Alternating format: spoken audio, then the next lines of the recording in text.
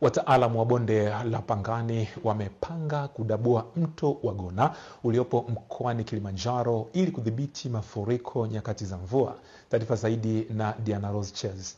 Wakizungumza, viongozi wa kata hizo wanaelezea changamoto walizokuwa wanapitia baada ya mto Gona kujaa na kupoteza mwelekeo na kupelekea mafuriko kipindi cha mvua.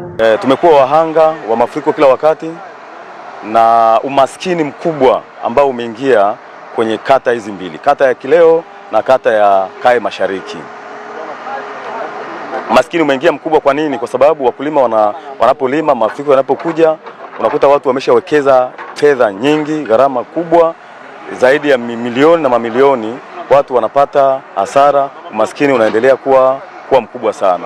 Tulikuwa tunachukua jukumu la kuhamisha watu kutoka kwenye nyumba kupeleka kwenye taasisi za serikali kwa muda maalum, karibu mwezi mmoja, miezi miwili.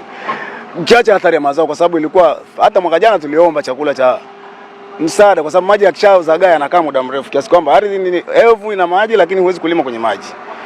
Kwa hiyo ni kero, ilikuwa inaleta madhara makubwa. Na kuna shule yetu iko Kalimani hapo na Kituri. Wakati mwingine watoto walikuwa wanafunga kwa sababu maji yalikuwa yanajaa mpaka kwenye barabara kiasi kwamba ilikuwa inahatarisha watoto kupita kwenye eneo. Kwa hiyo athari zilikuwa kwa kweli ni kubwa. Wataalamu kutoka bonde la Pangani wanasema mipango iliyopo katika kuhakikisha wanarejesha mto Gona katika njia yake ya asili.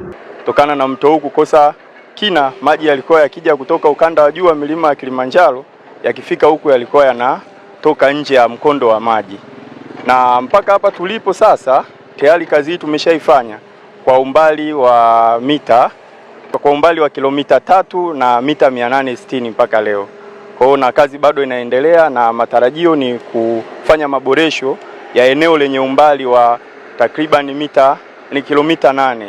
Akiwa katika eneo hilo kwa ajili ya kukagua zoezi la kurejesha mto Gona katika asili yake, mkurugenzi wa bonde la Pangani Segule anasema sababu ya kujifukia mto huo ni shughuli za kibinadamu. Kwa nini michanga inajaa? Hili ndio jambo la kujifunza. Inajaa kwa sababu tumeacha kutimiza wajibu wetu wa kutokulima ndani ya mita 60. Tumeelewana? Inajaa taratibu.